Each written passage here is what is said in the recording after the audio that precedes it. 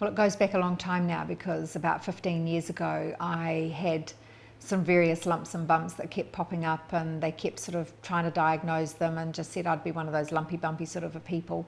And I had some other surgery, and when they took it out, biopsy confirmed it. So it really just unfolded from there.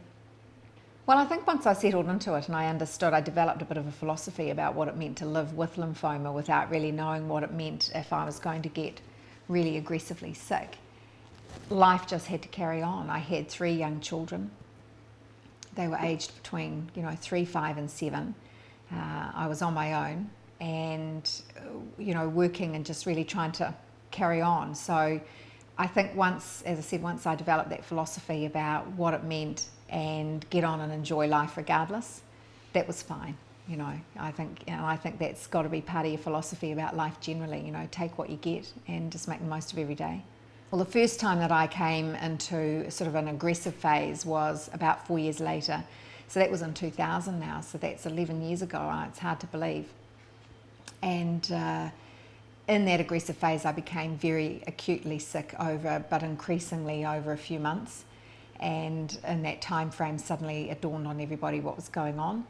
And I commenced on a 6-month or 5-6-month phase of chemotherapy, which was fairly standard. I mean, I was outpatient based, half a day of chemo every 3rd week, and just deal with the consequences of that over the next 3 weeks as your blood counts go on the roller coaster ride, and you feel quite sick. And I certainly couldn't work through that phase. I was sort of too sick to work, but well enough to still be able to carry out normal everyday basic activities on some of those days, like still go to the supermarket and walk to school and pick one of the kids up. So I went into remission. So this is going into October 2000. I then actually enjoyed a 2.5-year remission, and I got established into a new career, and life was sort of bounding along. And I was still a little bit, I really lived a day at a time.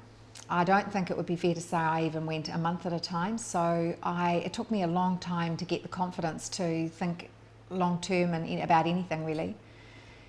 But I did get established, but I got sick again in the middle of 2003, and it felt too soon. I felt a little bit robbed at that time, because I felt I'd done so well.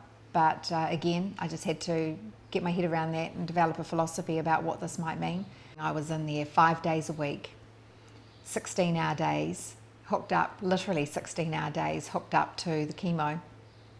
And I was probably sicker on the chemo, or certainly by the time I'd get to the 5th day of each week. I couldn't walk. I could barely climb stairs. The blood counts were so low, but I was just so weak. So those 8 weeks were very challenging. So I get to 8 weeks, I get to Christmas 2003. Peter Browett sits on the end of my bed and says, well, we've sort of kicked it to touch a little bit. It looks good on paper, but unfortunately we haven't given you a remission, and we're going to have to make another decision. So at that point, that was when he tabled the transplant option, autologous stem cell for me. Well, I think the thing about the transplant, it's a bit of an unknown journey, and I think it's in itself is an extraordinary opportunity to even experience. And I think over that month or so that I was in the haematology in the transplant unit, very isolating time at that stage. What I was impressed about though was, as sick as and intense as that period is, you sort of come out of it. I came out of that faster in some ways than when I'd been limping along the year before, having week after week after week of fairly intense chemo. So I could see the advantages of it. So I was really fortunate with the support that I had, and parents who were able to move in. It'd be fair to say that my husband really struggled over that time, just watching what was happening and trying to maintain his life as well, and work and things. Friends find it really difficult, and people would pop around every now and then. But in effect, once I was in the unit, really it was quite isolating, socially very isolating. But then again, on the other side of that, you're really sick. You can hardly talk to anybody. You can't read, you can't focus on anything, you haven't got any sleep pattern. So in a way, in a way it's probably easier that people aren't there. And I guess I'm a little bit stubborn. And I knew that things might not work out, but I've been so incredibly fortunate that they have worked out, and I've had a remission that no one would have ever dreamed of. So, you know, I am very, very, very lucky, I know that.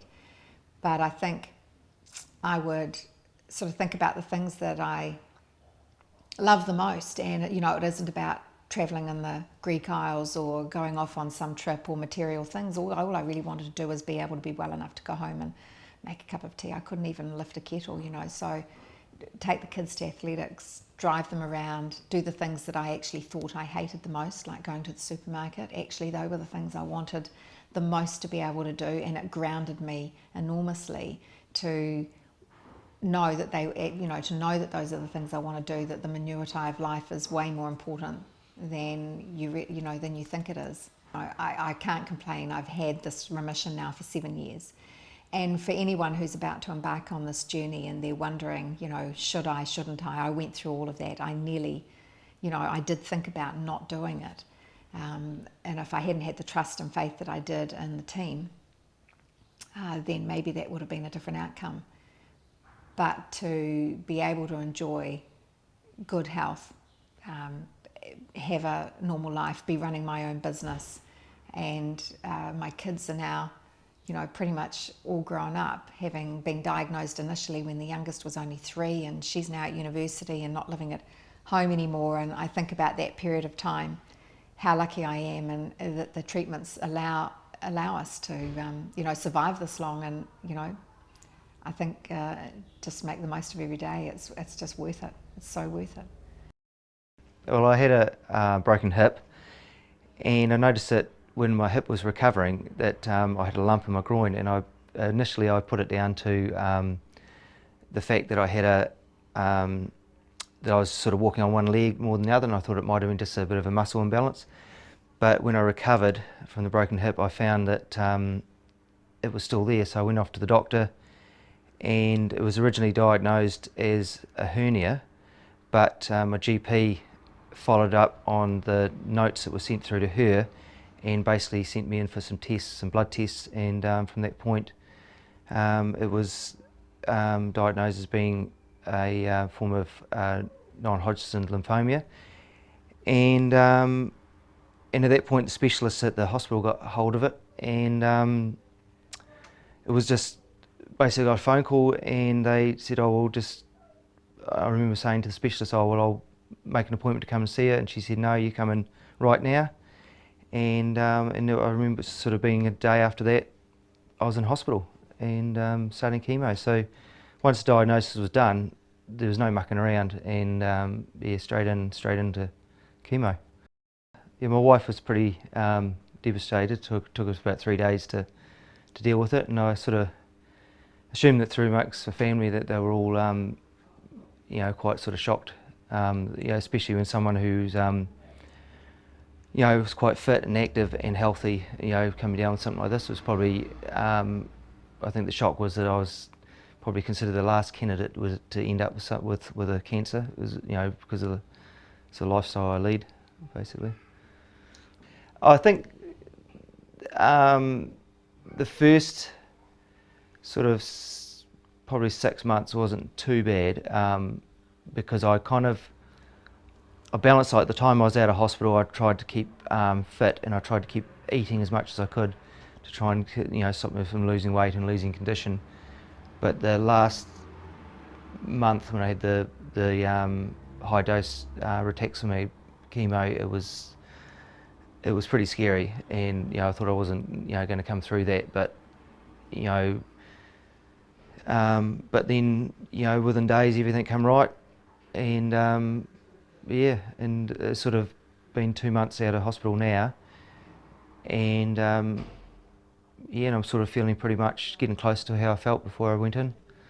Yeah, about halfway through the treatment we had the February earthquake, and they cancelled treatment for about 2 weeks because of the hospital was damaged, and so myself and some friends decided we'd hire a wee bobcat and go around and dig liquefaction around at people's houses, and so we thought we were doing the right thing and everything, but I went back into hospital to continue with treatment, and the nurse asked me what I'd been up to, and I said to her that I'd been digging liquefaction, and she was not very happy because the chemo affects your immune system. Basically, you have no immunity to disease or bacteria, and of course the liquefaction has a lot of that in it. And she just basically, the whole half hour that she was giving me chemotherapy, she just basically lectured me sort of non-stop about the consequence of my actions, and basically it could have killed me, basically digging a stranger's driveway.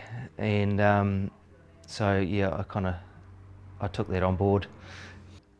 Yeah, the stem cell transplant itself was actually a bit of a non-event, really. It was sort of all this hype that was put around the fact that they take your stem cells out of your blood, store it, and then inject it back into you after treatment. There was a lot of talk about it and a lot of hype around it, but obviously the procedure was just basically 2 syringes full of stem cells basically being injected into you. So it was quite a non-event, that side of it, but that was in parcel with a very high dose chemotherapy. Yeah, those 6 weeks that I was in hospital after that was pretty terrible. It was just basically, your whole body was being broken down and just basically being flushed out. And as one of the nurses described to me, she said, if you think of yourself as a building or as a house, she said, we're stripping the wallpaper, the jib board, the roof, and you're just leaving with the frame, and basically you've got to rebuild from a frame. And that went on for about 6 weeks, and I just remember it just being terrible. And but then the stem cells found where they were supposed to be, started producing blood, and I think it was basically went from not being able to eat or move or do anything. I think basically 3 days later, 4 days later, I was certainly not recovered, but certainly had improved leaps and bounds, basically. But the funny thing is, when people talk about bucket lists and this and the things like that for, if you were diagnosed with a terminal illness, but for me, I kind of thought, well, there's no point jumping off out of airplanes and going skydiving, do this, because at the end of the day I'll be dead. Whereas like for me, it's setting things up for my wife and my family, and making sure that everything's in place for them, and then that's kind of my goal. But I remember the doctor said to me, he came into the room and he said, what are your expectations? And I said, and I didn't quite know what he meant or how to answer the question, and I sort of came up with this answer, and I said, well, I can't go off and sell everything and buy a combi camper and drive off to the sunset, because I could live longer than what you're saying that I'm going to live for, but then I can't keep working 40 hours a week or 50 hours a week, because then I'm ruining everything for my family.